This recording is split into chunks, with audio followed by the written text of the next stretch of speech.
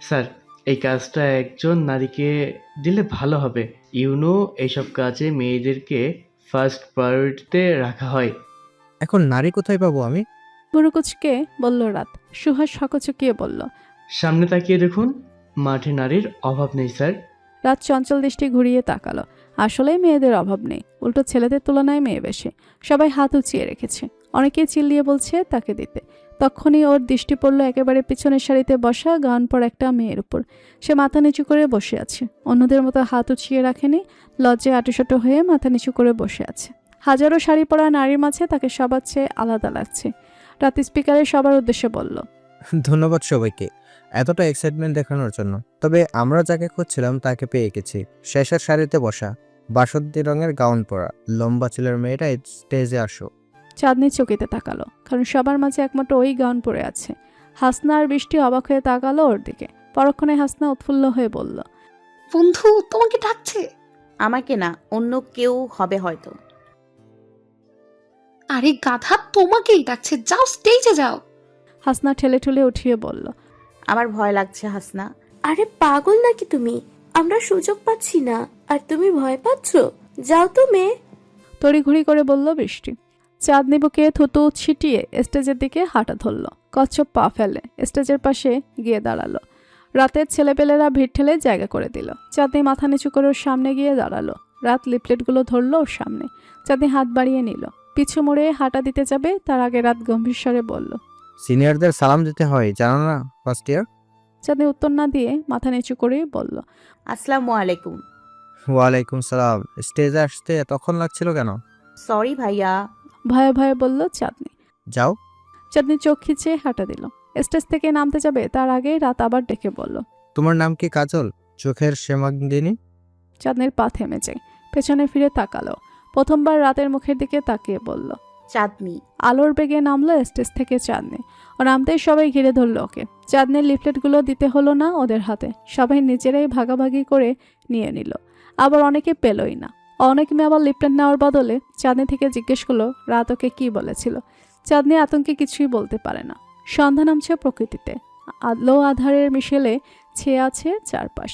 অনুষ্ঠান শেষ হতে হতে সন্ধ্যা হয়ে গেছে। আজ পুরো দিনটা চাঁদনির খুব বেশি ভালো কেটেছে। ওর স্বল্প পরিচিত বন্ধুগুলো এত অমায়িক চাঁদনির মনেই হয়নি। আজই দেখা হয়েছে ওদের সাথে পুরো দিন কাটিয়ে মনে হচ্ছে কতদিনের বন্ধুত্ব ওদের। আজ পুরো দিনে রেহান আর সিয়ামের সাথেও ভালো বন্ডিং হয়েছে ওর। ওরাও বৃষ্টি আর হাসনার মতো অনেক ভালো। স্টেজের ঘটনার পর চাঁদনি অনেক আতঙ্কিত হয়ে পড়েছিল। অজানা কারণে ভয় লাগছিল ওর। এসব কখনো সামনাসামনি ফেস করেনিও, কিন্তু বন্ধুদের সান্নিধ্যে ওর সব ভয় কেটে ওদের সাথে দৌড়াতে দৌড়াতে পা দুটোর অবস্থা খারাপ চাঁদনির। গাড়িতে বসে জানালা দিয়ে প্রকৃতি দেখায় ব্যস্ত চাঁদনি।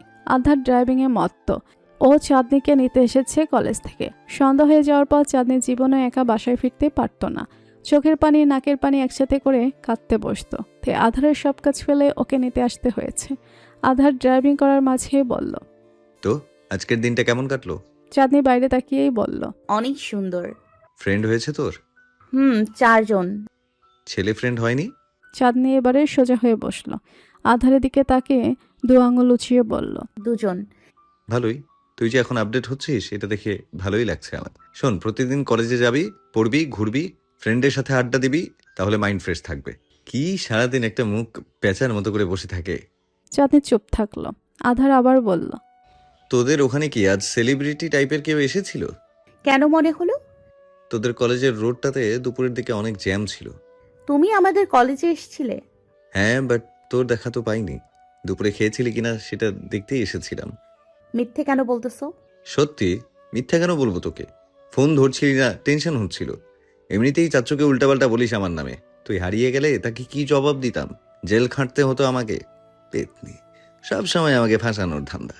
মুখ বাঁকালো চাঁদনি। কে এসেছিল রে? মন্ত্রী। আচ্ছা, মন্ত্রী আসলে ফোন ধরা যায় না?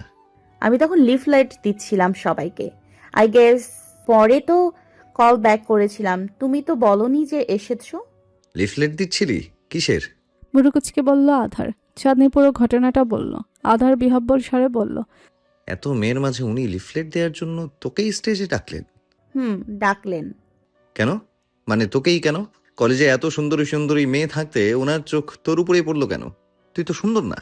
সবাই তো আর তোমার মতো সুন্দর খোঁজে না ভাইয়া, বাট আমিও কনফিউজড। উনি আমাকেই কেন ডাকলেন? তুমি তো বলো আমাকে অন্ধকারে দেখা যায় না, উনি কি করে দেখলেন?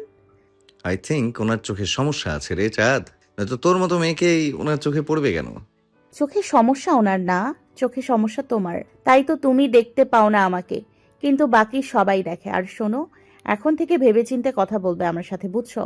সেলিব্রিটি হয়ে গেছি আমি, নেতারা নিজ তাগিদে আমাকে স্টেজে ডাকে। ওরে আমার সেলিব্রিটি, হ্যাঁ তোকে ধাক্কা মেরে ফেলে দিই গাড়ি থেকে। চাঁদনি বাঁকা চোখে চেয়ে বলল, তুমি কি চাও আমি এক্ষুনি হেল্প করে চিল্লিয়ে তোমাকে গণধোলাই খাওয়াই? চিল্লা দেখি, আমার মতো সুন্দর ছেলের পাশে তোকে দেখে ওরা তোকে কিডন্যাপার ভেবে নেবে। চাঁদনি চিল্লানোর জন্য হাঁ করল। আধার এক হাতে মুখ চেপে ধরল ওর, বিমূঢ় স্বরে বলল, শয়তান, আজকেই বাড়িতে নিয়ে গিয়ে হাত পা বেঁধে রাখবো তোর আমি। বেশি উঠছিস, তোর নেতার ভূত ছোটাবো আমি তোর মাথা থেকে। ওয়েট। চাঁদনি কলেজে ভর্তি হওয়ার পরপরই আধার একটা পড়ার টেবিল এনে দিয়েছে ওকে। ওর কক্ষে এই জিনিসটার কমতি ছিল। এত আসবাবপত্র থেকেও কেন যেন রুমটা খালি খালি মনে হতো। কলেজে ভর্তির 2-3 দিন পরেই আধার পড়ার টেবিলটা আনিয়েছে। চাঁদনি সায়েন্সের সেই হিসেবে 2জন ভিন্ন রাইটারের বইও এনে দিয়েছে। চাঁদনির কিছু বলতে হচ্ছে না, আধার সব কিছু নিজ থেকেই করছে। চাঁদনি বলতেও না, ইন্টারে পড়াশোনাটা কোনোভাবে হচ্ছে না ওর। এসএসসির পর টানা 3 মাস ছুটি কাটিয়ে এমন একটা বিতৃষ্ণা আলসেমে জেগে গেছে, চেয়েও চাঁদনি বই খুলে বসতে পারছে না। তবে ও সবগুলো বই সুন্দর করে টেবিলে সাজিয়েছে, বাট একবারও ধরে দেখেনি। মোবাইল রেখে পড়তে বসার মতো কঠিন কাজ এ দুনিয়া আর একটাও নেই। আধারের উচিত হয়নি ওকে ফোন কিনে দেওয়া। বিষয়টা এখন চাঁদনি রিয়েলাইজ করতে পারে। তাও একটা চলনসই ফোন দিলেই হতো। দিয়েছে আরও আইফোন 16 প্রো ম্যাক্স। সেটা নিয়ে চাঁদনি রিলস দেখেই বাঁচে না। ওর 4 জন বন্ধুর ফ্রেন্ডস ফরএভার নামের একটা গ্রুপ আছে হোয়াটসঅ্যাপে। চাঁদনিকে সেখানে অ্যাড করেছে ওরা। সেখানে সারাদিন টুংটাং মেসেজ আসে। একটা পিঁপড়া মূল্যও সে খবর পেয়ে যায় গ্রুপে। চাঁদনি সেদিনই ক্লাসে যায়, যেদিন ওর সব বন্ধু কলেজে আসে, নয়তো যাওয়া অফ। একা বাড়িতে বসে থাকে। আজ অনেক দিন পর চাঁদনির মনে হয়েছে ওর একটু পড়াশোনা করা দরকার। তাই টেবিলেও বই খুলে বসেছে। বইগুলো একদম নতুন করা, ইয়া মোটা মোটা বই। চাঁদনি কিছুক্ষণ গন্ধ শোকে, কিছুক্ষণ উল্টে পাল্টে দেখে, কিন্তু কি পড়বে কিছুই বুঝতে পারে না। মোবাইলে আবারও নোটিফিকেশনের শব্দ আসছে। চাঁদনি আবারও ফোন হাতে তুলল। গ্রুপে ওই দিনের ঘটনাটা নিয়ে তুমুল তর্ক বিতর্ক হচ্ছে। কয়েকজন সিনিয়র আপু চাঁদনিকে নিয়ে উল্টাপাল্টা বলেছে। রাত ওকে লিফলেট দেওয়া নিয়ে সেটা শুনেছে বৃষ্টি। আপুদের মুখের উপর কথা বলে ওর শান্তি হয়নি। এখন গ্রুপে সে রাগ ছাড়ছে। চাঁদনি হাসলো ওদের মেসেজ দেখে। কম সময়ের মধ্যে এই মানুষগুলোর সাথে ওর খুব সুন্দর বন্ডিং তৈরি হয়েছে। ছেলে মেয়েগুলো এতভাবে চাঁদনির কথা, একমাত্র ওদের সামনেই নিজের গায়ের রং নিয়ে ফ্রাস্ট্রেশন ফিল করে না চাঁদনি। ওরা চাঁদনিকে এত সুন্দর করে ডিসক্রাইব করে। ওদের সাথে থাকলে চাঁদনি রিয়েলাইজ করে গায়ের রংটাই সব কিছু না, তার চেয়েও দামি আরও অনেক কিছু আছে। চাঁদ, আধারের ডাক কানে আসতে চাঁদনি ধরফড়িয়ে মোবাইল রেখে দিল। দ্রুত হাতে ফিজিক্স বইয়ের পৃষ্ঠা উল্টানো শুরু করলো। আধার উকি দিল ওর কক্ষে। চাঁদনি তাকালো সেদিকে। আধার দরজার পাটাতন ধরে বলল, বিজি? না তো। কথা ছিল তোর সাথে। এসো। আধার কক্ষে ঢুকলো, বিছানার উপর বসে বলল, পড়ছিলি? না, এমনি বইগুলো দেখছিলাম। কি যেন বলবে বলছিলে, বলো না। আধার সে কথা না বলে ভুরু উঁচিয়ে বলল। পড়ছিলি না মোবাইল দেখছিলি? চাঁদনি আমতা করে হেসে বলল, পড়ছিলাম। আমি তো দেখতে পাচ্ছি না তোর পড়ালেখার এই বিশ্রী অবস্থা কেন হয়েছে, বলবি আমাকে চাঁদ? চাঁদনি অসহায় স্বরে বলল, আমি পড়তে চাচ্ছি কিন্তু পারছি না। কেন? জানি না। পড়াশোনার ইচ্ছা নাই? না থাকলে বল, বিয়ে দিয়ে দিই। চাঁদনি হতভম্ব হয়ে তাকিয়ে বলল, দিয়ে দিবা মানে? পড়াশোনা না করলে বিয়ে তো দিতেই হবে, তাই না? নয়তো তোকে কোনো কাজ বাজ ছাড়া ঘরে বসিয়ে রাখবো নাকি? চাঁদনি কিছুক্ষণ বিমূঢ় দৃষ্টিতে তাকিয়ে থাকলো। কি কপাল ওর, ওর স্বামী ওকে আবার বিয়ে দিবে বলছে। আধার নিষ্প্রভ দৃষ্টিতে তাকিয়ে আছে ওর দিকে। চাঁদনি বলল, ঠিক আছে, বিয়ে দিয়ে দাও। পড়াশোনা হচ্ছে না আমার দ্বারা। বইগুলো দেখেই ভয় লাগছে আমার। এত বড় বড় বই 2 বছরেও কম সময়ে কি করে শেষ করব আমি? আধার মুখ বাঁকিয়ে বলল, তোকে কে বিয়ে করবে পেতনি? সুন্দর হলেও একটা কথা ছিল, তোর বিয়ে নিয়ে এত টেনশন করতে হতো না আমাকে। এখন তো পরিবারের কেউ নেই আমাদের কাছে, তোর দায়িত্ব আমার। তোর জন্য পাত্র আমাকে জোগাড় করতে হবে। তুই যদি পড়াশোনা করে লাইফে কিছু একটা করতে পারতি, তাহলে পাত্র জোগাড় করতে আমার এত বেগ পেতে হতো না। এখন তুই মাত্র এসএসসি পাস করেছিস, তার উপর তোকে অন্ধকারে দেখা যায় না। তোরে তো আমাদের ফ্ল্যাটের দারোয়ানও বিয়ে করবে না। চাঁদনি দীর্ঘশ্বাস ফেলে টেবিলে মাথা রাখলো। এখন এসব নিয়ে আর আধারের সাথে কথা কাটাকাটিও করতে মন চায় না ওর। একটা মানুষ ঠিক কী টাইপের বিরক্ত ওর প্রতি, কতটা বোঝা ভাবে ওকে। তুই রাগ করলি আমার উপর? চাঁদনি মাথা না তুলে উদাস্বরে বলল, না, রাগ করার জন্য অধিকার লাগে আধার ভাই, তোমার উপর আমার কোনো অধিকার নেই। আমি তো দুষ্টামি করছিলাম, মজাও বুঝিস না? তোমার সাথে আমার মজার সম্পর্ক না। ছিল না বুঝি? সে সম্পর্ক চলে গেছে। তুমি নিজেই শেষ করে দিয়েছো সে সম্পর্ক, তুমি সবকিছু শেষ করে দিয়েছো। তোমার কথার বাণে আমিও শেষ হয়ে যাব কোনো একদিন। আধার শ্বাস ফেলে হাসলো, ধূপ করে শুয়ে পড়লো বিছানার উপর, মাথার নিচে দুহাত আড়াআড়িভাবে দিয়ে বলল, দিয়ে দেয়া এতই সহজ? তুই ভাবলি কি করে তোকে আমি আরেকজনকে দিয়ে দিব? বিয়ে না মানি, বউ না মানি, বাট তোকে সারা জীবন আমার কাছেই থাকতে হবে। ইউনো, তোকে আমি কাউকে দিব না, কাউকে না। তুই চাইলেও যেতে পারবি না আমাকে ছেড়ে। হ্যাঁ, আমি তো তোমার হাতের পুতুল, তুমি যেভাবে নাচাবা ওভাবে নাচবো। চাঁদনি সিরিয়াস হয়ে যাচ্ছে, কিন্তু আধার সিরিয়াসভাবে বলেনি একটা কথা। মেয়েটা ইদানিং ওর কোনো কথাই স্বাভাবিকভাবে নিতে পারে না। আধার উঠে বসলো, কথা ঘোরাতে বলল, তোর একটা হোম টিউটর লাগবে চাঁদ, নয়তো তোর এভাবে পড়াশোনা হচ্ছে না। চাঁদের চেয়ারে পা দুটো তুলে আধারের দিকে তাকিয়ে বলল, হোম টিউটর রাখার চেয়ে অনলাইনে ক্লাস করা বেশি ভালো না? সবাই দেখি পরামর্শ দিচ্ছে এইচএসসির জন্য অনলাইনে পড়া বেশি ইফেক্টিভ। তোর এদের কথা বলিস না, এরা কোর্স বিক্রি করার জন্য যা তা বলে। আমি তোর জন্য একটা টিচার ঠিক করেছি। Mail teacher? মুখ ফসকে বলে ফেললো চাঁদনি। ছোটবেলা থেকে ও সবসময় ফিমেল টিচারের কাছে পড়েছে, সেটা প্রাইভেট হোক বা ঘরে টিচার রেখে পড়া। শুধু স্কুলে বাধ্য হয়ে এক মেল টিচারের কাছে পড়তে হতো, এটা খুবই স্বাভাবিক। অথচ চাঁদনি স্বাভাবিকভাবে নিতে পারে না। কিন্তু আধার বুঝলো উল্টো, নাক ফুলিয়ে বলল, মেইল টিচারের কাছে পড়ার খুব শখ। 24 ঘন্টার মধ্যে আমি 12 ঘন্টায় বাড়িতে থাকি না, তুই একা বাড়িতে একটা মেইল টিচারের কাছে পড়বি? বাহ, কি আক্কেল তোর! মুখ বাঁকালো চাঁদনি, বাঁকা হেসে বলল, আরে ইয়ার, বুঝলা না তো তুমি নিজেই বলো আমাকে কেউ চয়েস করবে না, আমার রূপের বাহারে ছেলেরা আমার দিকে ফিরেও তাকাবে না। সো মেল টিচার রাখলে ক্ষতি কি? একা বাড়িতে পড়লেই বা ক্ষতি কি? না আমার দিকে তাকানোর চান্স আছে তার, না উল্টাপাল্টা কোনো কিছু ভাবার চান্স আছে। চাঁদনি ইদানিং কথায় কথায় বাঁশ মারে আধারকে। ও আগেও আধারের সব কথা চুপ করে শুনতো এমন না, বাট এখন আধারের সাথে মুখে মুখে তর্ক করার হারটা বেড়ে গেছে। আধার সে যুক্তি খণ্ডন করতে পারে না, তাই রেগে যাওয়ার ভং ধরে। উঠে দাঁড়িয়ে গাঁটা মারে চাঁদনির মাথায়। এখনও সে সেম কাজটা করলো। চাঁদনি নাক মুখ কুচকে তাকালো। আধার শাসিয়ে বলল, বাপরে বাপ, মুখ তো মুখ না, কোন দিন যে ঠোঁট দুটো সেলাই করে দেবো আমি নিজেও জানি না। আগামী মাস থেকে তটিনি পড়াতে আসবে তোকে। কাল থেকে আসতে বলেছি, সময় হচ্ছে না ওর, স্টুডেন্ট পড়ায় না ও। তারপরে তোর জন্য টাইম ম্যানেজ করছে, অনেক রিকোয়েস্ট করার পর রাজি হয়েছে। এই মাসটা কোনো মতে পর, আগামী মাস থেকে ও গাইডলাইন দেবে, প্যারা নেই। চাঁদনি ঘাড় বাঁকিয়ে আজ্ঞা গ্রহণ করলো। চাঁদনির মুখে আবরার রাত নামে একজন নেতার কথা বেশ কয়েকবার শুনেছে আধার। ও প্রায়শই কলেজ থেকে ফিরে তার কথা বলে ওকে, বন্ধুদের সাথে তাকে নিয়ে আড্ডাও দেয়। চাঁদনির গলার স্বর মাশাল্লাহ, দোতলায় থেকে কথা বলে অথচ নিচতলা পর্যন্ত শোনা যায়। ওর স্বাভাবিক গলার স্বরও অনেক বড়। আধার নিচে বসে বা পাশের রুম থেকে ওর প্রতিটা কথা স্পষ্ট শুনতে পায়। বিষয়টা অতটা সিরিয়াস না, চাঁদনি সিরিয়াসভাবে বলেও না। মানুষ যেভাবে সেলিব্রিটিদের নিয়ে গসিপ করে সেভাবেই বলেও, স্বাভাবিক ব্যাপার।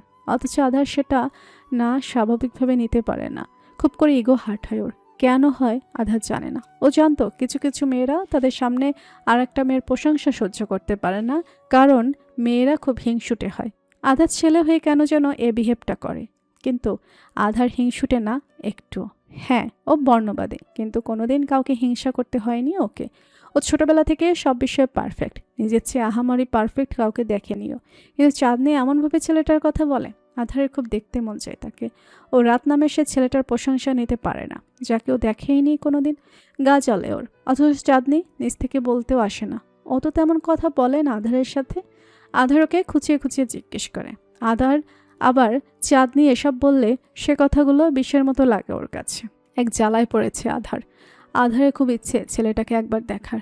কোন আসমান থেকে নেমে আসা হুড়পাড়া পরীর মেল ভার্সন, যাকে বর্ণনা করে চাঁদনি জ্বালিয়ে দিচ্ছে ওকে, সেটা একবার দেখতে চাই ও। এ কথাটা 2-3 বার চাঁদনিকে বলেও ফেলেছে আধার, তবে সেটা খুব তাচ্ছিল্যভাবে, যেমন, কে এমন হ্যান্ডসাম, আমাকেও একটু দেখাস তো।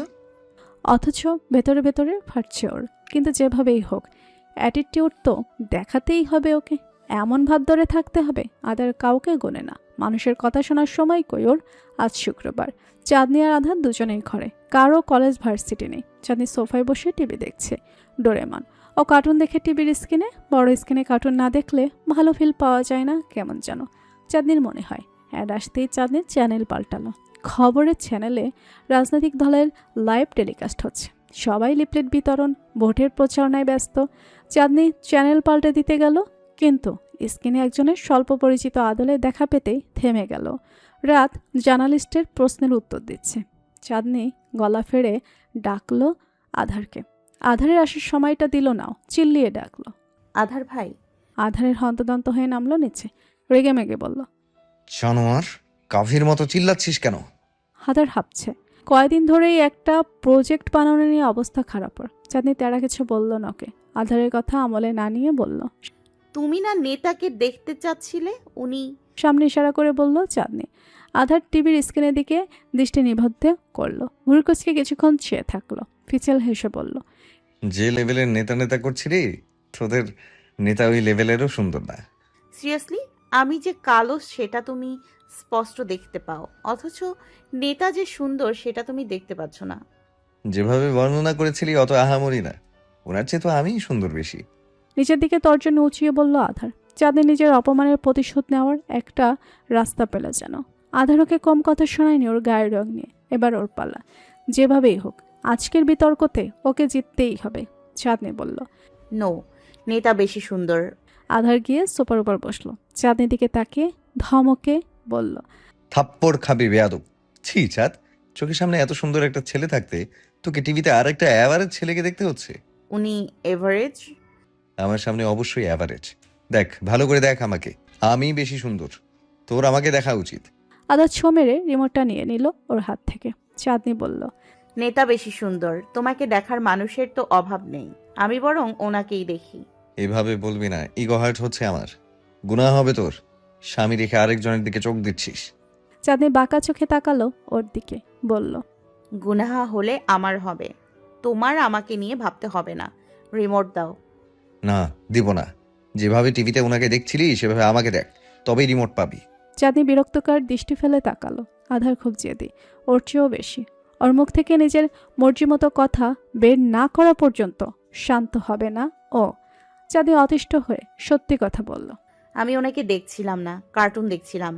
অ্যাড এসেছিল তাই চ্যানেল পাল্টাচ্ছিলাম। তুমি ওনাকে দেখতে চেয়েছিলে তাই ডাক দিয়েছি তোমাকে। অনেক বড় অন্যায় হয়ে গেছে আমার তোমাকে ডেকে। রিমোট দাও। আগে আমাকে দেখ। চাঁদনি নাক ফুলিয়ে তাকালো। আধার গোধরে বলল, কে বেশি সুন্দর বল, আমি নাকি টিভিতে যাকে দেখছিলি সে? টিভিতে যাকে দেখছিলাম সে। ভালো করে দেখ, তোকে মেরে লাশ সহ গুম করে দেবো আমি, বলে দিলাম। খুব নেতা নেতা করছিলি, আমি কি না কি ভেবেছিলাম। ঠিক আছে, সে হ্যান্ডসাম, সুন্দর, তবে তোর বর্ণনার মতো না। আমার চেয়ে বেশিও না, আমি তার চেয়ে বেশি সুন্দর। চাঁদ, আমাকে দেখ। নেতা বেশি সুন্দর। ঝগড়া লেগে গেল দুজনের মধ্যে। আধার থাবা দিয়ে ধরল চাঁদনিকে, পেট পেছনে হাত মুচড়ে দিয়ে বলল, বল, কে বেশি সুন্দর? নেতা। আধার হাতের চাপ বৃদ্ধি করলো, তবে তা একেবারেই সহনশীল। বল, কে বেশি সুন্দর? তোর চিকন চিকন হাতগুলো ভেঙে যাবে, হাতের মায়া কর। সত্যি বলছি, আমি ভেঙে দিব। চাঁদনি হার মেনে বলল, আচ্ছা, তুমি বেশি সুন্দর। ছাড়া পাওয়ার জন্য বলছিস না তো? কি মুসিবত, বললাম তো তুমি বেশি সুন্দর। আমার ভুল হয়ে গেছে, তাকে সুন্দর বলে মাফ চাই। ছাড়ো আমাকে, ব্যথা পাচ্ছি। আধার ছাড়ল, দূরে সরে বসলো চাঁদনি থেকে। চাঁদনি হাঁপ ছেড়ে বাঁচল। আধারের মুখের উপর কুশন ছুঁড়ে মারতেই আধার ক্যাচ ধরে ফেললো সেটা। চাঁদনি ধূপধাপ পা ফেলে সিঁড়ির কাছে দাঁড়ালো। আধার ভাই। আধার পিছু ফিরে তাকায় চাঁদনির দিকে। চাঁদনি মিষ্টি করে হেসে বলল, নেতা বেশি সুন্দর। তারপর ভোদর দিয়ে চলে গেল ওপরে। আধার মুখ কালো করে তাকালো টিভির স্ক্রিনের দিকে। এখনো লাইভ টেলিকাস্ট হচ্ছে, রাত স্পিচ দিচ্ছে। আধার চিন্তিত হয়ে বলল, আসলেই সুন্দর ছেলেটা, কিন্তু যাই হোক, চাঁদনির সামনে হার মানা যাবে না। সকাল সকাল আধারের ফ্ল্যাটে তটি নিয়ে এসেছে। ও যখন বেল বাজিয়েছে তখন সকাল 7টা।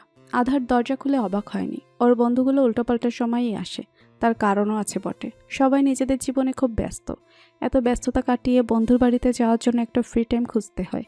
কয়েকদিন ধরেই ভার্সিটির প্রজেক্ট নিয়ে সবাই খুব প্যারা খাচ্ছিল, দেখা করার ফুসরতি পাচ্ছিল না। আধার তটিনীকে দেখে ভেবেছিল সবাই বোধহয় এসেছে ওর সাথে দেখা করতে, কিন্তু না, তটিনী একাই এসেছে, আর কেউ আসেনি। তটিনী সোফার উপর বসে অপেক্ষা করছে আধারের। আধার কিচেন থেকে বেরিয়ে কফির মগ এগিয়ে দিল তটিনীর দিকে। ওর সামনাসামনি নিচেও 1 কাপ কফি নিয়ে বসলো। চিনির পরিমাণ ঠিক আছে কিনা বলিস তো, ঘুমু ঘুমু চোখে বানিয়েছি। তটিনী হাসলো, কফির কাপে চুমুক দিয়ে বলল, পারফেক্ট। কিন্তু তুই এত সকাল সকাল উঠে গেছিস যে? আমি পুরা রাত ঘুমাইনি, প্রজেক্ট বানাচ্ছিলাম। তটিনী বলল। ভালো আছিস অন্ধকার? না রে, দিনকাল ভালো যাচ্ছে না। তোর প্রজেক্ট বানানো শেষ? ফাইনালি অনেক কষ্টে যে প্যারা খাচ্ছিলাম এটা নিয়ে। তোর কি অবস্থা? আমার এখনো কমপ্লিট হয়নি। আমি তো এখন সাবিহার প্রজেক্টে হেল্প করতেছি, নয়তো তোকে হেল্প করতাম দোস্ত। আরে না, তোরা মেয়েরা তো খুব ডিসিপ্লিনড। আমার হাদারাম বন্ধুগুলো এখনো প্রজেক্টে হাতও দেয়নি। অনেকে জানেই না প্রজেক্টের ব্যাপারে। বাদ দে সব, তোর ব্যাপারে বল। আমার ফ্ল্যাটে পায়ের ধুলো পড়লো কি করে? তটিনী কফি শেষ করে কাপ রাখলো টেবিলে। আধারের দিকে তাকিয়ে বলল, এমনি প্রজেক্টের কাজ শেষ হয়েছে, ভাবলাম চাঁদনির সাথে দেখা করতে আসি। তুই আবার নেক্সট মান্থ থেকে ওরে পড়াতে বলেছিস, এমনি একটু আলাপচারিতা করবো ওর সাথে, সেই ভেবেই এসেছি। চাঁদনি কই? ঘুমাচ্ছে, এত সকালে উঠবে না। ব্রেকফাস্ট করে এসেছিস? ওহো, বুয়া উঠে একটু পর নাস্তা বানাবে, খেয়ে যাবি।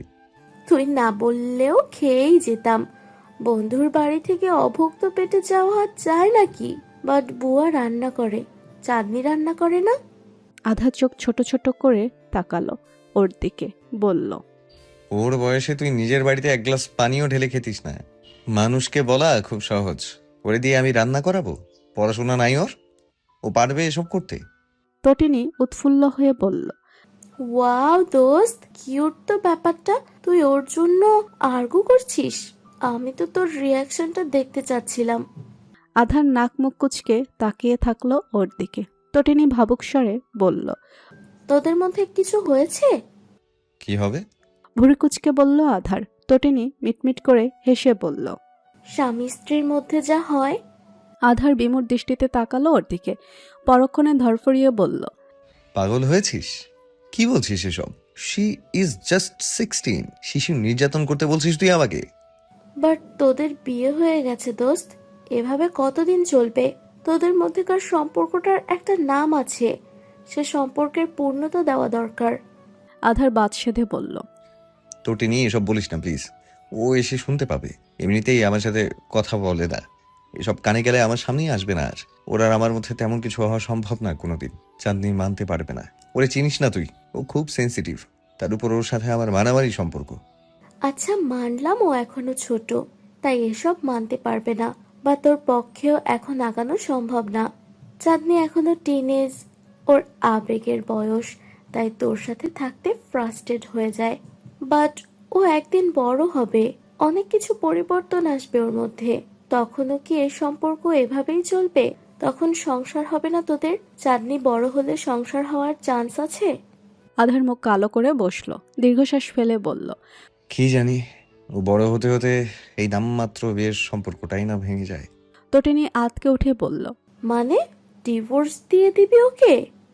জানি না। আধার, এমনটা করতে পারিস না তুই। ডিভোর্সি ট্যাগ লেগে যাবে ওর গায়ে, বুঝতে পারছিস? ডিভোর্সের পরবর্তী জীবনটা ওর জন্য কেমন হবে? ওই ছোট্ট মেয়েটা সমাজের মানুষের কটাক্ষগুলো সইতে পারবে না। এই জন্যই তো পারছি না তোটিনি। ডিভোর্স পরবর্তী চাঁদনির জীবনটা কেমন হবে এই ভেবে ভেবেই তো ডিপ্রেশনে চলে যাচ্ছি আমি। না ওরে ছাড়তে পারছি, না ওরে ধরতে পারছি, না ওরে বউ হিসেবে মানতে পারছি। ডিভোর্স দিলে তো অনেক আগেই দিয়ে দিতাম। কষ্ট যে নিজে কম দিচ্ছি এমনও তো না। কিন্তু ডিভোর্সের পর ওকে সবাই পিঞ্চ মেরে কথা বলবে, খোঁটা দেবে। আমার দেয়া কষ্টগুলো ও মেনে নেয়, কিন্তু ও যদি অন্যদের কথায় কষ্ট পায় সেটা আমি মানতে পারবো না। আধারের কণ্ঠে অসাধ্য। তটিনী উদ্গ্রীব স্বরে বলল, এতই যখন ভাবছিস ওকে নিয়ে, ও যেমন ওকে তেমন ভাবেই মেনে নেওয়া যায় না? ভালোবাসা তো রূপগুণ দেখে হয় না, এত নিয়ম কানুন মেনেও হয় না। ভালোবাসা শুধু ভালোবাসতে জানে। আমি চাঁদকে অনেক ভালোবাসি রে তটিনি, বিশ্বাস কর। আমি ওকে অনেক ভালোবাসি। আমি চাই ও সারাক্ষণ হাসুক, হাসি খুশি থাকুক সব সময়। আমি ওর ভালো থাকাটা চাই, কিন্তু আমি ওকে বউ হিসেবে চাই না। কেন যেন মানতেই পারি না ওকে আমি বউ হিসেবে। কেন মানতে পারিস না অন্ধকার? ও শ্যামলা তাই? আর কি কমতি আছে ওর মাঝে? চাঁদনি ভালো মেয়ে, ছোট্ট কিন্তু খুব বুঝদার, তোর সাথে খুব মানায় ওকে। সেটা তোর মনে হয়, কিন্তু আমি ওকে আমার পাশে মানতে পারি না। জানিস, ছোটবেলা থেকেই আমার একটা স্বপ্ন ছিল, আমার বউ খুব ফর্সা হবে, দুধে আলতা গায়ের রং হবে তার। মানুষ আমাকে দেখলেই বলবে আমাদের জুটি একদম পারফেক্ট, রব নে বানা দি জোড়ি টাইপ। আমার বন্ধুরা আমার বউকে দেখলেই বলবে ভাবি তো খুব সুন্দরী। কিন্তু আমার বাবা আমার সেই স্বপ্ন ধূলিসাৎ করে দিয়েছে। চাঁদনি আমার স্বপ্নের সে নারী না। আমি কারো সামনে চাঁদনির পরিচয় দিতে পারি না, লজ্জা লাগে আমার। জানি এতে ওর কোনো দোষ নেই, কালো হওয়াটা তো ওর অপরাধ না, তবুও কোথাও যেন একটা আফসোস থেকেই যায়। তটিনীর এবার ভীষণ রাগ লাগছে। এমনিতেই ও নারীবাদী, মেয়েদের প্রতি কোনো অন্যায় সহ্য করতে পারে না। তার উপর আধার কন্টিনিউয়াসলি চাঁদনির গায়ের রং নিয়ে রেসিসম করে যাচ্ছে। তটিনী গুমট স্বরে বলল, তোর মনটা তোর নামের মতোই অন্ধকার রে। উফ, কি জঘন্য তোর চিন্তা ভাবনা। তোর মতো যে ভালোবাসতে পারে তার কোনো মানুষকে ঘৃণা করার দরকার নেই। তোর ভালোবাসা ঘৃণার চেয়ে বেশি টক্সিক, মরণ ব্যাধি। আমি আসলেই বুঝতে পারছি না এটা কেমন ভালোবাসা তোর। আধার কিছু বলল না, মুখ কালো করে চেয়ে থাকলো ওর দিকে।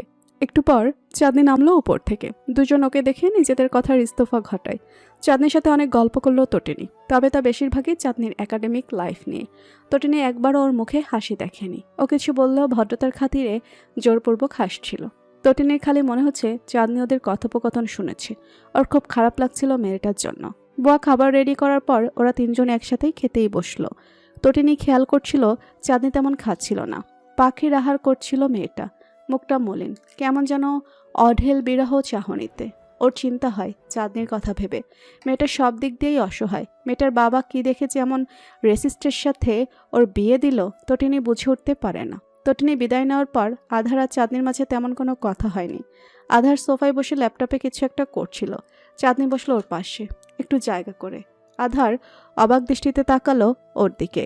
চাঁদনি প্রথমবার নিচ থেকে এসে ওর পাশে বসলো। আধার ভাই, কিছু বলবি চাঁদ? আমি অনেক ভেবে একটা ডিসিশন নিয়েছি। এটা আমার আর তোমার দুজনের জন্যই ভালো হবে। আধার ভুরু কুচকে বলল, কি? ভাবছি ফার্স্ট ইয়ার শেষ হলে কলেজ থেকে ট্রান্সফার হয়ে যাব, চট্টগ্রামের কোনো একটা কলেজে সেকেন্ড ইয়ারে অ্যাডমিশন নিয়ে নিব। কেন, এখানে পড়লে সমস্যা কি? তোর বয়স কত যে তুই এসব ডিসিশন নিচ্ছিস? আমি তোর গার্ডিয়ান আছি না?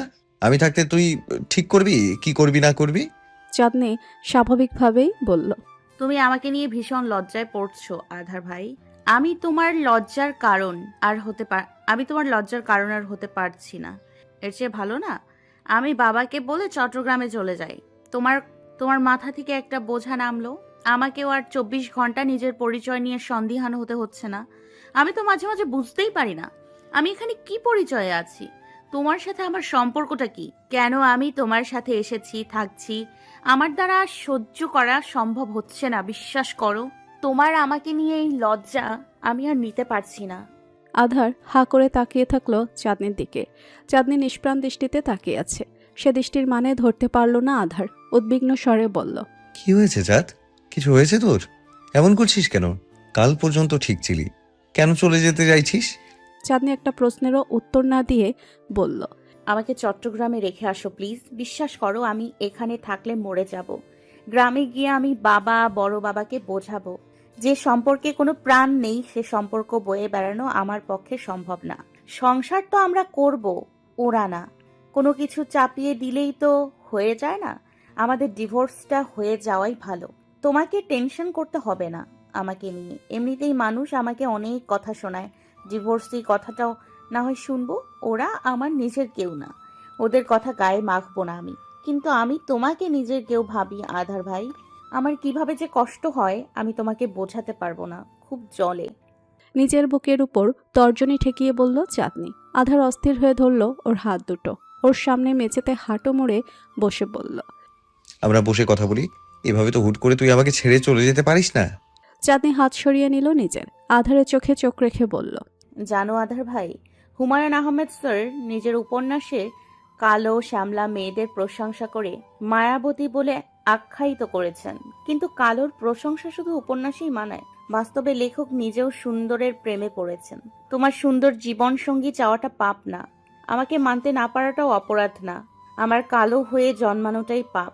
এ পাপের প্রায়শ্চিত্ত আমাকে সারা জীবন ধরে করতে হবে। আমি সাফার করার জন্যই জন্মেছি, কিন্তু তোমাকে আমার সাথে সাফার করতে হবে না আধার ভাই। তোমার দায় নেই আমার এই ঘুনে খাওয়া আধপোড়া জীবনটা বয়ে বেড়ানোর। তুমি আমাকে বোঝা মনে করো, আমার পরিচয় দিতে লজ্জা পাও, আমি তাতে কিচ্ছু মনে করি না। নিয়তি মেনে নেওয়াই সবচেয়ে বুদ্ধিমানের কাজ। আমি তোমাকে মুক্তি দিতে চাই আধার ভাই। আমার কাজল রেখা থেকে চিরদিনের জন্য তোমাকে কলঙ্ক মুক্ত করতে চাই। ডিভোর্স দাও আধার ভাই, আমার ডিভোর্স চাই। এই মেনে নেয়া মানিয়ে নেয়ার সম্পর্ক আমি আর বয়ে বেড়াতে পারছি না। চাঁদনি গুমট স্বরে বলল। ওর কথা অস্বাভাবিক, অথচ বসে আছে স্বাভাবিকভাবে। আধার আবার ওর হাত ধরতে গেল, চাঁদনি দিল না হাত ধরতে। একটু দূরে সরে বসলো, শক্ত গলায় বলল, দূরে বসে কথা বলো, কাছে আসবে না একদম। তোমার ছোঁয়া বিশ্রীভাবে লাগে আমার গায়ে, মনে করিয়ে দেয় যে আমি একটা কালির ড্রাম। এই বাড়িতে একটা কুকুরের যা দাম আছে, আমার সে দামটুকুও নেই। তুমি কুকুরের সাথে তুলনা করেছো আমাকে, বারবার আমাকে দয়া করে আমার পরক্ষণে, আবার পরক্ষণে নিজের জঘন্য রূপ দেখিয়ে কি পাও তুমি? খুব শান্তি লাগে তোমার আমাকে নিচু করে কথা বলতে? আধার অসহায় শ্বাস ফেলল। চাঁদনি বুঝতে চাচ্ছে না, ও এসব মন থেকে বলেনি। সবসময় যেভাবে বিষয়টা নিয়ে আফসোস করে সেভাবে বলে ফেলেছিল। চাঁদনি যে শুনে ফেলবে ও খেয়াল করেনি। আধার চাঁদনির কথা মানল না, ওর কাছে গিয়ে ওর হাঁটুর কাছে বসলো। অপ্রকৃতস্থভাবে চাঁদনির গাল ধরে বলল, আই প্রমিস আর কখনো কিচ্ছু বলবো না তোকে। আমি তোর যেভাবে মন চায় সেভাবে থাকবি। তোর পছন্দ না হলে আমি তোর আশেপাশেও আসবো না। প্লিজ আমার কথাটা শোন, আমাকে ছেড়ে যাস না। এই শহরে আমার কেউ নেই, তুই চলে গেলে আমি আবার একা হয়ে যাব। আমার এই একাকিত্ব একটুও ভালো লাগে না। চাঁদনি হাত ছাড়াতে চাইল আধারের, পারল না। ও কখনোই আধারের সাথে জিততে পারে না। ছেলেটা যা মন চায় তাই করে ওর সাথে। সবকিছু চাঁদনির উপর চাপিয়ে দেয়, নিজের মন মর্জি করে, আবার অপমান করে, নিজেই দূরে সরিয়ে দেয়, নিজেই কাছে আসে। ওকে খেয়াল না নাকি? ওর মন নেই? আধার কেন সবসময় নিজের জোরটা খাটাবে ওর উপর? চাঁদনির কান্না পেল। ও অনেকক্ষণ ধরে স্বাভাবিক থাকার চেষ্টা করেছে। আধারের হাতে ছোঁয়াও ভালো লাগছে না ওর একটুও। একটা মানুষ কতটা দুমুখ হতে পারে! এই নিজের বান্ধবীর সামনে ওকে নিয়ে বদনাম করার পর এই ওকে শান্ত করার চেষ্টা করছে। চাঁদনি কেঁদে দিল, কাঁদতে কাঁদতে বলল, ছাড়ো না প্লিজ, আমার ভালো লাগছে না। কেন ভালো লাগছে না? আমি তোকে ধরতে পারি না? আচ্ছা ছেড়ে দেবো। আগে বল, আমাকে ছেড়ে যাবি না? আমি কি করে থাকবো তোকে ছাড়া? চাঁদনি হিসকি তুলে বলল, আগে যেভাবে থাকতে সেভাবেই থাকবে। আগেও তো কেউ থাকতো না তোমার সাথে। তোকে সারাক্ষণ চোখের সামনে দেখতে দেখতে অভ্যেস হয়ে গেছে আমার। আমার বাড়িটা খালি করে দিস না চাঁদনি, প্লিজ। আমি আর কিচ্ছু বলবো না তোকে। চাঁদনির চোখের জল দুহাতে মুছল আধার, গাল ছেড়ে হাত ধরল। চাঁদনি ওর দিকে না তাকিয়েই বলল, সাবিহা আপুকে নিয়ে আসিও। আমাকে ডিভোর্স দেওয়ার পর তার সাথে সংসার করতে তো তোমার কোনো বাধা নেই, এত চিন্তা কিসের? আধার অতিষ্ঠ হয়ে বলল, তোর সাথে বিয়ে বসেছি না একবার, আবার বিয়ে করতে বলছিস, তাও আবার প্রাক্তনের সাথে। বিয়েটা তো না পারতে করেছো। আমি বলছি তো, তোমার উপর কোনো অভিযোগ রাখবো না। আমার কোনো দায়িত্ব নিতে হবে না তোমাকে। আমাকে ডিভোর্স দিলে তোমার নিজের স্বপ্নটা পূরণ করতে পারবা। একটা সুন্দর মেয়ে বিয়ে করলে তোমার বন্ধুরা তোমার বউকে সুন্দর বলবে। আমার মতো কালির সাথে অন্যদের পরিচয় করাতে তোমাকে লজ্জায়ও পড়তে হবে না। আধার পাংশুটি মুখে চেয়ে থাকলো ওর দিকে। চাঁদনি কোনো মতেই শান্ত হচ্ছে না। ও কাঁপছে, রাগে কাঁপছে না কষ্টে, আধার বুঝতে পারছে না। আধার সোফার উপর বসে জড়িয়ে ধরলো ওকে, বুকের সাথে ঠেসে ধরে শান্ত করার চেষ্টা চালালো। চাঁদনি ছুটতে চাইলো ওর থেকে, শব্দ করে কেঁদে বলল, ছাড়ো, ধরবে না আমাকে। তোমার ছোঁয়া ঘেন্না লাগে আমার। নিজের ওপর খুব রাগ হয়। আর কত কষ্ট দেবে? মানুষ মনে হয় না আমাকে? এভাবে একটু একটু করে মারার চেয়ে তো একেবারে মেরে ফেলা ভালো না? আধার আর নরম হয়ে বোঝালো না চাঁদনিকে। এ পর্যায়ে ও চুল টেনে ধরে শক্ত কণ্ঠে বলল, চুপ, অনেক শুনেছি তোর ফালতু কথা। ছেড়ে যাবি আমাকে? এতই সহজ? নিজের আফসোসের কথাটাও বলা যাবে না? আফসোস রাখতে নেই, সেটাই তো বলছি। আমি নামক আফসোসকে রাইখো না আধার ভাই। সেটা তুই বলবি আমাকে? আমি যেটা বলবো সেটাই ঠিক। আমার কথার বিরুদ্ধে যেতে পারবি না তুই। আমার কথাই মানতে হবে তোকে, কষ্ট হলেও মানতে হবে। চাঁদনি সেসব কথা শোনে না। আধারের সব কথাই অসহ্য লাগছে ওর কাছে। ও ছুটতে চাইছে, দম বন্ধ হয়ে আসছে ওর, অথচ আধার ছাড়ছে না। শক্ত করে বুকের সাথে চেপে ধরে আছে, যেন ছেড়ে দিলেই পালিয়ে যাবে। আর সেটা হতে দেওয়া আধারের নিজের সৌন্দর্যের প্রতি কনফিডেন্স হারানোর মতোই অসম্ভব। রেহানের বাড়ি ঢাকার উত্তরায়, সিটি কলেজ থেকে বেশ অনেকটা দূরে।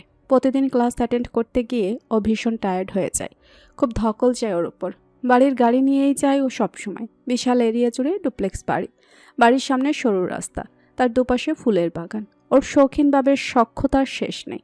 তার উপর বাপের যে অঢেল টাকা পয়সা আছে তা বাড়ির বাইরে থেকে দেখলেই বোঝা যায়। ওর গাড়িটা যখন গেট পেরিয়ে ঢুকলো তখন বেশ কিছু বডিগার্ড ছেলেপিলে দাঁড়িয়েছিল উদ্যানে।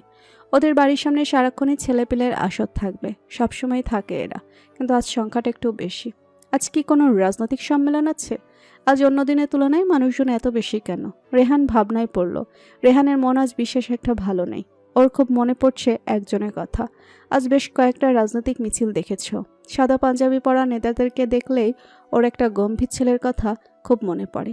রেহান বেল বাজিয়ে অপেক্ষা করলো। মুহূর্তেই সাবিয়া দরজা খুলল। রেহান হাসে ওর দিকে তাকিয়ে। সাবিয়া সরে দাঁড়িয়ে জায়গা করে দিল। রেহান ঘরে ঢুকলো। সার্ভেন্টরা সবাই আসবাব ছাড়ছে। রেহান ভুরুকুচকে তাকায়। সাবিয়ার দিকে তাকিয়ে শুধায়, আজকে স্পেশাল কিছু আছে আপু? বাইরেও অনেক মানুষজন দেখলাম, কেউ কি এসেছে? সাবিয়া হাসি মুখে বলল, তোর জন্য একটা গিফট আছে। কি গিফট? দুলাভাইয়ের রুমে চল।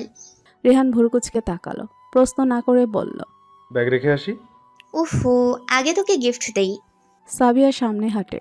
রেহান ব্যাগ কাঁধে নিয়ে ওর পিছু পিছু যায়। রুমের সামনে থামতেই সাবিয়া কক্ষে উকি দিয়ে বলল, ভাইয়া, দেখো কে এসেছে তোমার সাথে দেখা করতে। রেহান ভেতরে ঢুকলো। ওর দাদুভাই রায়হান এহসান অনেকগুলো বছর ধরে শয্যাশয়ী, বিছানা থেকে উঠতে পারেন না। তার হাত দুটো আঁকড়ে ধরে রাত বসে আছে তার পাশে, হাসি মুখে কথা বলছে। রেহানকে চোখে পড়তে প্রশস্ত হেসে ডাকলো ওকে। রেহান ঠোঁট কামড়ে চাইল তার দিকে। পরক্ষণেই দৌড়ে গিয়ে জাপটে জড়িয়ে ধরল তাকে। উৎফুল্ল কণ্ঠে ডাকলো, ভাইয়া তুমি? রাত ওর পিঠে হাত রেখে বলল, আমার বাচ্চা, কেমন আছিস তুই? রেহান উত্তর না দিয়ে একাধারে আওড়ালো, আই মিস ইউ ভাইয়া, I miss you so much. I miss you too. Rehan সোজা হয়ে দাঁড়ালো, অবাক কণ্ঠে বলল, আমি ভুল দেখছি না তো? তুমি এসেছো তাও এ বাড়িতে? তুমি তো এখানে আসো না ভাইয়া। কেন আসতে পারি না তোদের বাড়িতে? বাড়ি তো শুধু আমাদের না, তোমারও। রাত হাসলো। রেহান উৎফুল্ল চিত্তে গিয়ে বসলো ওর কাছে। রায়হান এহসান হাসছেন ওদের দিকে তাকিয়ে। কতদিন পর যে 3 ভাই বোন একসাথে হয়েছে তার হিসেব নেই। এই দৃশ্য কতদিন ধরে দেখেন না তিনি। সাবিয়া দাঁড়িয়েছিল। রাত ওর দিকে তাকিয়ে বলল, দাঁড়িয়ে আছিস কেন? বস। তোমার কপিক্যাট চলে এসেছে না ভাইয়া? আমার তো আর কথা বলার চান্সই নেই। সেই কথা বলে বলে তোমার কানের অবস্থা খারাপ করে দিবে। রেহান মিছিমিছি রাগ করলো। এই মেয়েটা সবসময় ওকে রাতের কপিক্যাট বলে। তার অবশ্য কারণও আছে। রেহান সবসময় খুব করে চেষ্টা করে রাতের বিহেভিয়ারগুলো কপি করতে।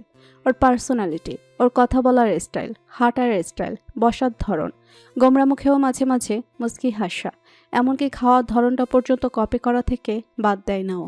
অন্যরা তো আর জানে না মানুষটা যে ওর কতটা পছন্দের। ওর খারাপ লাগে না ওকে কপিক্যাট বললে, আরও ভালো লাগে। মনে পড়ে ওর একটা ভাই আছে যে ওদের সাথে থাকে না, বছরে মাসে একবার কথাও বলে না, খোঁজ নেয় না। কিন্তু রেহানের খুব মনে পড়ে তার কথা। তবুও সে রাগার চেষ্টা করে তার মতো। কিন্তু রেহান এখনও তার রেগে যাওয়ার ধরনটা কপি করতে পারেনি। রাতের একটা চিল্লানি, ধমকে ওদের বাড়ির সবাই সোজা হয়ে যায়। সেখানেও চিল্লালে ওর পিঠের উপরে ধুমধাম পড়বে। তার উপর রাতের মতো ভাঙচুর করতে চাওয়াটা তো বিলাসিতা। রেহান রাতের দিকে তাকিয়ে বলল, কখন এসেছো ভাইয়া? মাত্রই এসেই দাদু ভাইকে দেখতে এসেছি। তা আসবে যে বললে না তো, আমি তো আর কলেজেই যেতাম। রাত ভাবুক স্বরে বলল। তোকে সারপ্রাইজ দিতে চেয়েছি। রেহান খুশি তোর বাহু জড়িয়ে ধরল। সাবিহা এগিয়ে এসে বলল, হয়েছে ছাড়, ভাইয়া অনেক টায়ার্ড। আসো, ঠান্ডা কিছু খাওয়াই তোমাকে। জানো তুমি আসবে শুনে আমি তোমার জন্য ডাবের পুডিং বানিয়েছি। রাত ওর গাল টেনে দিয়ে বলল, বাহ, আমার অকর্মা বোনটাও রান্না শিখেছে তাহলে। একদম অকর্মা বলবা না। এখন সব রান্না টুকটাক শেখার চেষ্টা করছি আমি। ইউটিউব দেখে দেখে সব রেসিপি ট্রাই করছি। রাত উঠে দাঁড়িয়ে এক হাতে জড়িয়ে ধরল ওকে, বলল, চল তাহলে আজ তোর রেসিপি ট্রাই করি। রেহান মুখ কালো করে বলল, আমার জন্য বানাওনি আপু? আমিও তো বাইরে থেকে এসেছি, অনেক গরম বাইরে। কই তুমি আমার জন্য তো বানাও না? তুই তো সারাক্ষণই আমার চোখের সামনে থাকিস। ভাইয়াকে তো চোখের দেখাও দেখতে পাই না একটু। তুই আর ভাইয়া সেম হলি। রেহান ঠোঁট উল্টালো। রাত ওর হাত টান দিয়ে দাঁড় করিয়ে বলল, মন খারাপ করে না, তোর জন্য বানিয়েছে। আর না বানালে আমার থেকে ভাগ করে দেব, ঠিক আছে? রেহান প্রফুল্ল চিত্তে মাথা ঝাঁকায়। সাবিয়া রাতের জন্য শুধু ডাবের পুডিং বানায়নি, সকাল থেকে দুপুর পর্যন্ত খাটাখাটনি করে অনেক ডিশ বানিয়েছে। Chocolate milkshake, white sauce pasta, steak, গলদা চিংড়ি, 2-3 রকমের ফলের জুস, দেশি বিদেশি মিলিয়ে অনেকগুলো রান্নাই সে করেছে। রাত সবগুলো টেস্ট করেছে, অত আহামরি না হলেও মোটামুটি হয়েছে। যেহেতু এটা সাবিয়ার প্রথম রান্না, তবুও রাত বোনের প্রশংসায় পঞ্চমুখ। এমনভাবে কমপ্লিমেন্ট দিচ্ছে যেন এর চেয়ে সুস্বাদু রান্না সে এর আগে কখনো খায়নি। রাত আর রেহান খাচ্ছিল টেবিলে বসে, সাবিহা এটা ওটা বেড়ে দিচ্ছে ওদেরকে। রাত বসতে বলল, বসছে না ওদের সাথে। খাওয়া দাওয়ার পাট চুকিয়ে ওরা 3 জন এসে ড্রয়িংয়ে বসলো। সাবিহা রেহান একের পর এক কাহিনী বলেই যাচ্ছে ওকে, ওদের কথাই শেষ হচ্ছে না। রাত বাইরে যেমনই হোক, ওদের দুজনের সাথে খুব ফ্রি। সে মনোযোগ দিয়ে শুনছে ওদের কথা। কথায় কথায় রাত সাবিহার উদ্দেশ্যে জিজ্ঞেস করলো, তোর না একটা বয়ফ্রেন্ড ছিল সাবু, সে কোথায়?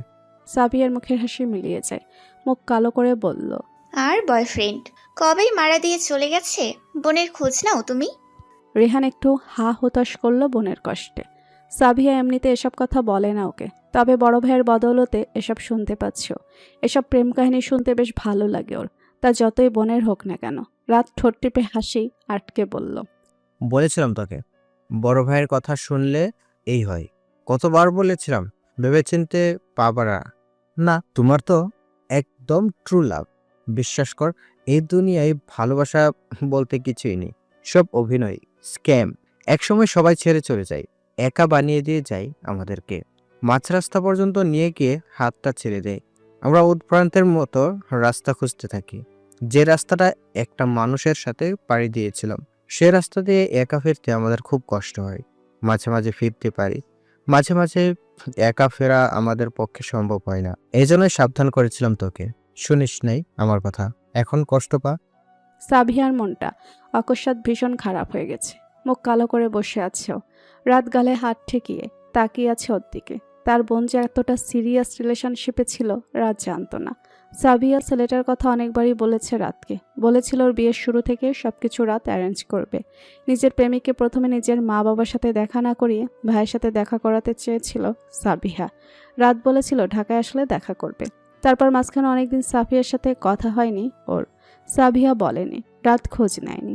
এর মাঝে মেয়েটার ব্রেকআপ হয়ে গেল। রাত ভাবুক স্বরে বলল। ব্রেকআপ কেন হলো? সাবিয়া টলমলে দৃষ্টিতে তাকালো রাতের দিকে, ভাঙা গলায় বলল, মাসখানেক আগে বাবা মায়ের মধ্যে অনেক ঝামেলা হয়, সব সময়ই হয়, এটা নতুন কিছু না। কিন্তু বাবা বলেছিল আম্মুকে সে চট্টগ্রামে যাবে। জানো তো তারপর আম্মু কিরকম রিয়েক্ট করবে। বলেছিলাম তো তোমাকে, তুমি তো আমলে নাওনি। বাড়ির কোনো খবরই তো রাখো না তুমি। আমি অনেক ডিপ্রেসড ছিলাম। আমি শুধু ওর থেকে একটু সেপারেট চেয়েছিলাম ভাইয়া, কারণ তখন আমার আম্মুকে সামলাতে হচ্ছিল। বাড়ির মধ্যে প্রতিদিন একটা না একটা সমস্যা হচ্ছিল। দাদুভাই তো আগে থেকে অসুস্থ ছিল, আমি তার সাথে যোগাযোগ করতে পারিনি। ইভেন আমার কোনো বন্ধুর সাথে আমার কথা হতো না। সে এটা স্বাভাবিকভাবে নিতে পারিনি। আমার একটু সময় চাওয়াটাকে সে আমার ইগো ভেবে নিয়েছে আমি ব্রেকআপ করেছি। এখনও দেখা হলে দোষারোপ করে আমাকে, কিন্তু আমি দোষী নই।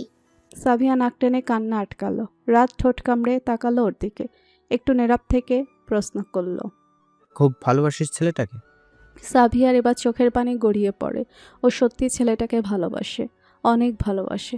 বুকের মধ্যে কেমন কষ্ট হয় সে অন্যের এটা ভাবলে। আগে কখনো এত ফিল করেনি। হারিয়ে যাওয়ার পর যন্ত্রণাগুলো টের পাচ্ছে বেশি। খুব। রাত মিষ্টি করে হাসলো, বোনের মাথায় হাত রেখে বলল, তোর রিলেশন জোড়া লাগানোর দায়িত্বটা বরং আমিই নিই। আমার বোনকে ছেড়ে যাওয়া এত সহজ না। সে আসবে না ভাইয়া, খুব ইগো তার। সে নিজের অ্যাটিটিউড জারি রাখার জন্য এমন হাজারো ভালোবাসার মানুষকে কোরবান করে দিবে। রাত গম্ভীর দৃষ্টিতে তাকিয়ে বলল, তোর বাপের মতো আকৃতি। সাবিয়া হকচকিয়ে তাকালো। রাত কথা কাটিয়ে সাবিয়াকে প্রমিস করে বলল, না আসলে তুলে আনবো, আমিও দেখবো বদমাসের কত ইগো। আমার বোনের ভালোবাসা কে হেলাই ফেলবে? ও তোকেই বিয়ে করবে। মানুষের অ্যারেঞ্জ ম্যারেজ হয়, লাভ ম্যারেজ হয়, তোদের ফোর্স ম্যারেজ হবে। বদমাস বলো না ওকে। তোর খারাপ লাগলে বলবো না। তাকে যদি তুলেও আনো সে তো মন থেকে আমাকে বিয়ে করবে না, ভালোবাসবে না। জোর করে সংসার করা যায়? তুই কি চাস সেটা বল। আমি তাকে চাই। তাহলেই হলো, ও তোরই হবে। সাবিয়ার সংশয় যায় না। আধার বিবাহিত। এ কথাটা রাতকে বলতে পারবে না ও। রাত আর একটা শব্দও না শুনে কানের নিচে ঠাটিয়ে চটকানা দিবে ওকে। ভালোবাসা, সংসার এসব রাতের চোখের বালি হলেও মানুষের সংসার নিয়ে খুব সেন্সিটিভও। সংসার ভাঙা একদম পছন্দ করে না। যদি জানতে পারে তার নিজের বোন বিবাহিত একটা ছেলেকে নিয়ে হাপিত্তেশ করছে, তাহলে যে রাত কী করবে ওর সাথে ভাবতেই সাবিহার শীত দাঁড়াবে শীতল স্রোত বয়ে গেল। কিন্তু তবুও সাবিহা জানে আধার এ বিয়েতে খুশি না। বাবের চাপে পড়ে এ বিয়েটা করেছ। সারাক্ষণে নিজের শ্যামলা বউকে নিয়ে আফসোস করতে থাকে। ওদের সামনে অনেকবার করে ফেলেছে। সাবিয়া চেয়ে বেশি ওকে কে চেনে? তেমনই সাবিয়া নিজের ভাইকেও কম চিনে না। সাবিয়া এটা বলা মাত্রই রাতের মনে আসবে সাবিয়া নিজের মায়ের মতো হয়েছে। ওর মা যেভাবে রাতের মায়ের সংসার ভেঙে দিয়েছে, সেভাবে সাবিয়া আরেকটা মেয়ের সংসার ভেঙে দিতে চায়, কিন্তু আরেকজনের সংসার ভাঙতে চাচ্ছে না। আবার আধারকে ছাড়া থাকতেও পারছে না। কিন্তু সাবিয়া নিজেকে প্রায়োরিটি দিবে, আবারও রাতের চোখে খারাপও হতে পারবে না। সাবিয়া কথাটা চেপে গেল, সংশয় নিয়ে ঢোক গিলে বলল, সত্যি বলছো তুমি? তোর ভাইয়া মিথ্যা বলে না। সাবিয়া চোখ মুছল, রাতের বাহু জড়িয়ে ধরল খুশিতে। রেহান খুশিতে হাততালি দিল। ইস, সাবিয়ার বিয়ে নিয়ে অনেক প্ল্যান ওর, অনেক। একটা মাত্র বোনর, কিভাবে যে আনন্দ করবেও সবকিছু ভেবে রেখেছে। তার উপর রাত থাকবে সাবিয়ার বিয়েতে। ছেলেটা থাকে না ওদের সাথে। রেহানের খুব মন খারাপ হয়, কিন্তু সাবিয়ার রাতের কথা শুনে পুলকিত হলো ওর হৃদয়। সাবিয়া আপুর বিয়ে মানে সবাই একত্রিত হবে। ওদের ভাঙা পরিবারটা আবার জোড়া লাগবে। রেহানের তর সয় না ওর বিয়ে খাওয়ার জন্য। তিনজন বসে একথা সে কথা বলছিল। তখনই সাদিক এহসান চৌকাট মারিয়ে ঢুকলেন। আজ তাড়াতাড়ি বাড়ি ফিরেছেন তিনি। বেশিরভাগ সময় তিনি রাতে বাড়ি ফিরেন, তবে আজ সব কাজবাজ ফেলেই চলে এসেছেন। তার একমাত্র কারণটা হলো রাত। সে আজ অনেকগুলো বছর পরে বাড়িতে পা রেখেছে। রায়হান এহসান অনেকদিন ধরে রাতকে বাড়ি আসতে বলছিল। রাত নাঙজ করছিল বারংবার। সে বাড়িতে আসবে না মানে আসে না। এমনকি রাজনৈতিক কাজে ঢাকা আসার পরও সে হোটেলে থাকতো। কয়েকদিন ধরে রায়হান এহসানের শরীরটা ভীষণ খারাপ যাচ্ছে। এমনিতে উনি অনেক বছর ধরে প্যারালাইজড।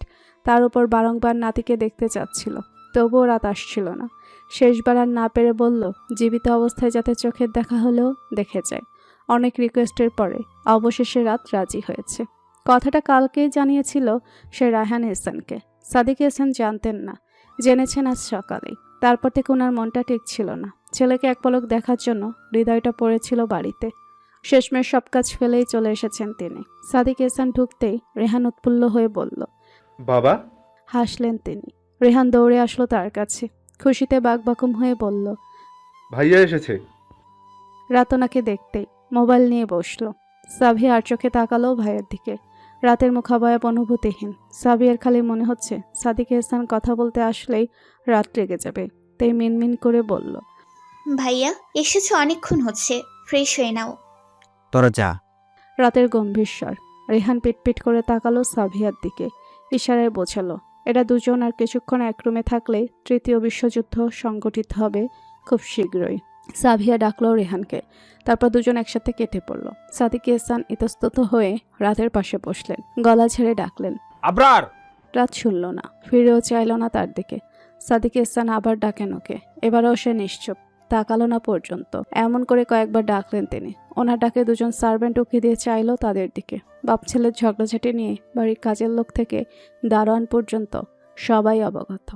সাদিক এহসান ওদের দেখে লজ্জা পেলেন। ছেলেটা উত্তর পর্যন্ত দিচ্ছে না, এতটা অপজ্ঞা। যদিও এটা নতুন না, রাতের চোখে উনি ইনভিজিবল। রাত কখনোই তাকে দেখতে পায় না, তার ডাক শোনে না। উনি আবার ডাকতেই রাত চকিতে উঠে দাঁড়ালো, হনহনিয়ে চলে গেল সিঁড়ি বেয়ে। মাঝখানে বেশ কয়েকদিন গ্যাপ দেওয়ার পর আজ কলেজে যাবে চাঁদনি। ওই দিনের পর থেকেও একবারও কথা বলেনি আধারের সাথে। আধার বলতে চাইলেও এড়িয়ে গেছে। চাঁদনি ইদানিং নিজের একটা সমস্যা খেয়াল করে। ও খুব সহজে ডিপ্রেসড হয়ে যায়।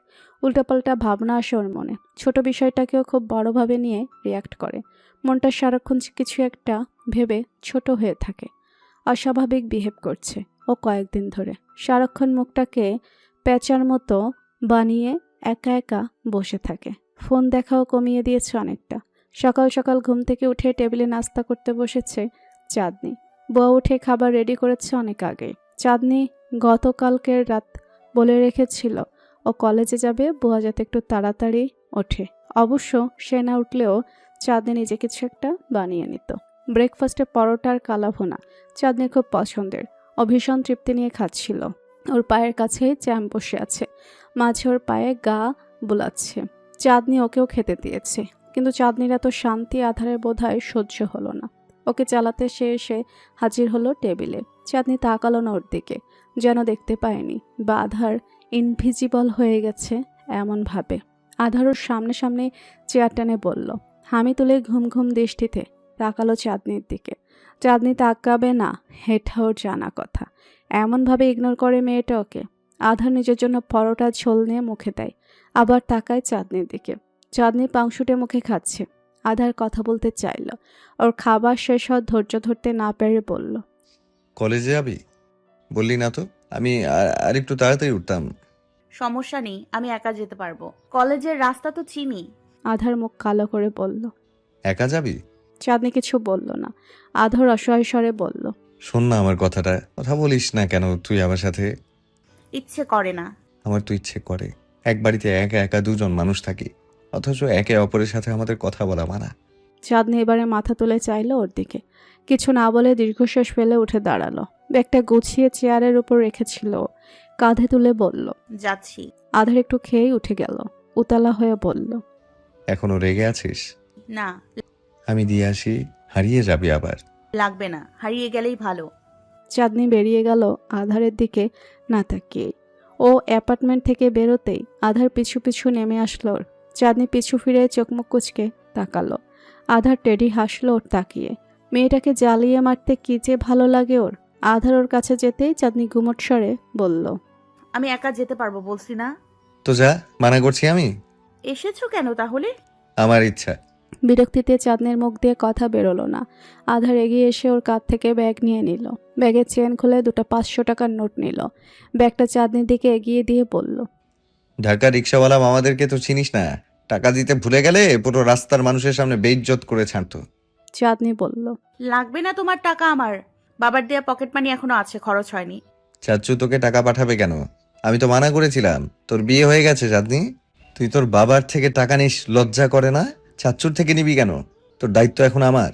চাঁদনি কিরমিরিয়ে তাকালো, বাসখাই গলায় বলল, উফ, দায়িত্ব দায়িত্ব শব্দগুলো শুনতে এত বিরক্ত লাগে আমার। এই এক দায়িত্ব করে করে লিটারেলি মেরে ফেলছো তুমি আমাকে। যথেষ্ট দায়িত্ব পালন করেছো তুমি আধার ভাই, আর দরকার নেই। অফ যাও এবার। আধার নাক ফোলালো, তপ্ত স্বরে বলল, ঘুষি মেরে নাক ফাটিয়ে দেবো একদম। বেয়াদবি করিস কেন এত? কিছু বলি না বলে যা ইচ্ছা তাই করবি? পার পেয়ে যাবি ভেবেছিস? আমল নামা লেখা হচ্ছে তো, সব তুলবো। কিছু না বলেই আমার যে অবস্থা করেছো তুমি, বললে তো আর আমাকে খুঁজেই পাওয়া যেত না। এখন খুব শান্তিতে আছি। আধার ফোঁস করে শ্বাস ছাড়ে, নিজেকে সংযত করে বলল, হ্যাঁ, আমার দোষগুলোই দেখবি খালি।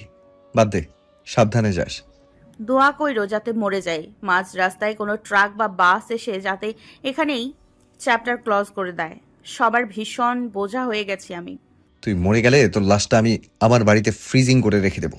কবরও নসিবে জুটবে না তোর। চাঁদনি মুখ বিকৃত করে গেট পেরিয়ে বেরিয়ে গেল। আধা ধূপধাপ পা ফেলে ওর পাশে এসে দাঁড়িয়ে হাত ধরল ওর।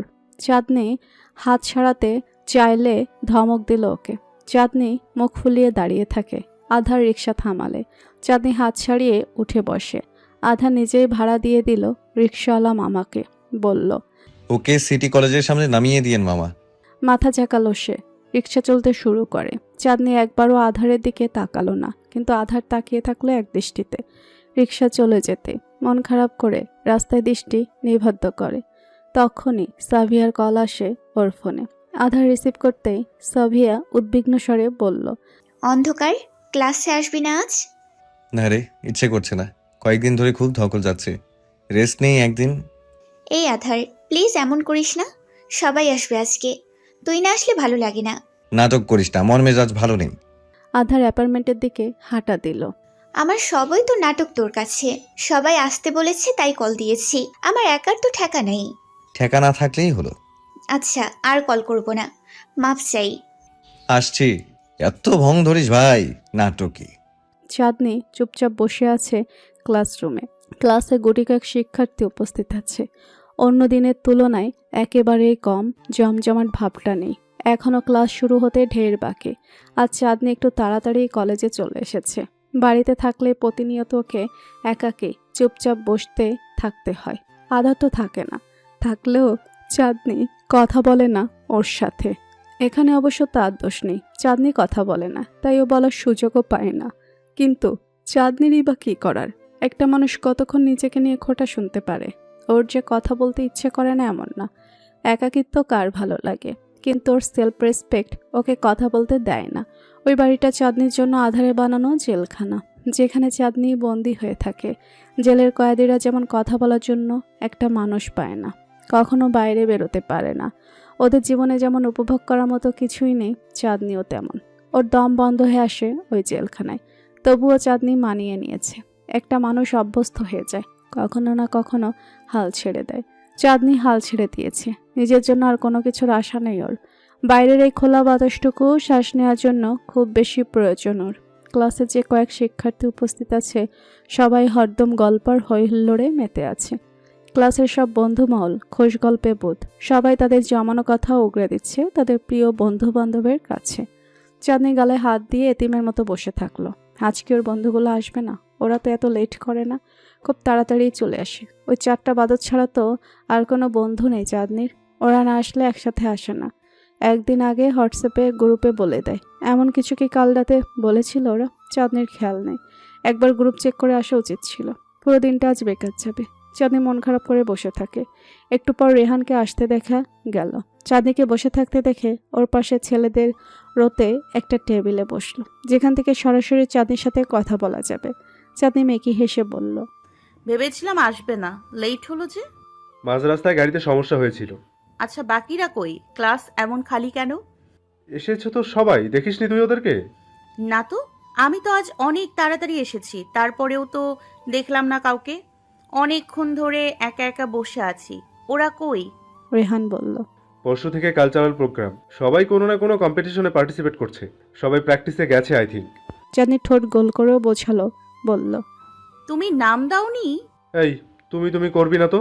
আমরা সবাই তোকে তুই করে বলি, অথচ তুই আমাদের তুমি বলিস। এটা কোনো কথা হইলো বেড়া? বেটা? আমি তো হাসনা আর বৃষ্টিকেও ছেলেদের মতোই ট্রিট করি, আর ওরা আমাদেরকে মেয়েদের মতো ট্রিট করে। ভাই ভাই ব্রাদারের মধ্যে জেন্ডারের পার্থক্য কিসের? চাঁদনি ফিক করে হাসলো। রেহান গম্ভীর স্বরে বলল, তুই বল। আচ্ছা থাম। এই তো, বাইরে যাবি? কেন? আমরা দুইজন তো পার্টিসিপেট করলাম না, ওদের সাথেই না হয় চললাম। চল বাইরে ঘুরি। টিচার আসবে না? না, কাউন্সিলররা নিজেদের স্টুডেন্ট নিয়ে ব্যস্ত, ক্লাস হবে না। চাঁদনি সংশয়ে পড়ল।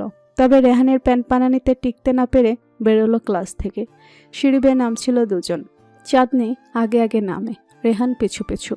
সিঁড়ি বেয়ে যত ছেলে উঠছিল সবার সাথেই রেহান হাই হ্যালো করছিল। চাঁদনি অবাক হয়ে দেখে এই ছেলের কত বন্ধু, সিনিয়রদের সাথে পর্যন্ত বন্ধুর মতো আচরণ করছে। একটা ছেলের সাথে কথা বলার জন্য সিঁড়িতেই দাঁড়িয়ে পড়ল রেহান। চাঁদনি ওর অপেক্ষা করল না, ওকে লক্ষ্য করে উপর দিকে চেয়ে চেয়ে নিচে নামলো। পিছু ফিরে হাঁটতে গিয়ে অসাবধানতাবশত পা মুচড়ে ধুম করে নিচে পড়ে গেল। আ করে চিল্লানি দিয়ে নিচে পড়ে গেল চাঁদনি। মেঝেতে পড়া থেকে বাঁচতে গিয়ে শক্ত করে আঁকড়ে ধরল সামনে আসা একজনের বলিষ্ঠ হাত। চাঁদনির চিল্লানি শুনে রেহান নেমে এলো, সাথে ওর সাথে কথা বলা ছেলেটা। চাঁদনি মেঝেতে পড়ল না, কিন্তু ওর পা মুচড়ে ব্যথা পেল ঠিকই। ভয়ে চোখ খিচে নিল চাঁদনি। গোড়ালি খুলে যাওয়ার মতো ব্যথা অনুভব করলো, মনে হলো অসম্ভব ব্যথায় চোখের সামনে পুরো দুনিয়া অন্ধকার হয়ে গেল ওর। রিহান নেমে এসে ভয়ার্ত দৃষ্টিতে তাকালো চাঁদনির দিকে, তারপর ওর আঁকড়ে ধরা মানুষটার দিকে তাকিয়ে বলল, ভাইয়া। রাত ছোট ছোট চোখ করে তাকালো। রেহান মুখে হাত দিল। মনে পড়ল কলেজে তোর পরিচয় দেওয়া মানা। চাঁদনি রাতের হাত ধরেছিল, নিজেকে বাঁচাতে এমনভাবে আষ্টে পিষ্টে ওর হাতটা ধরল যে নখ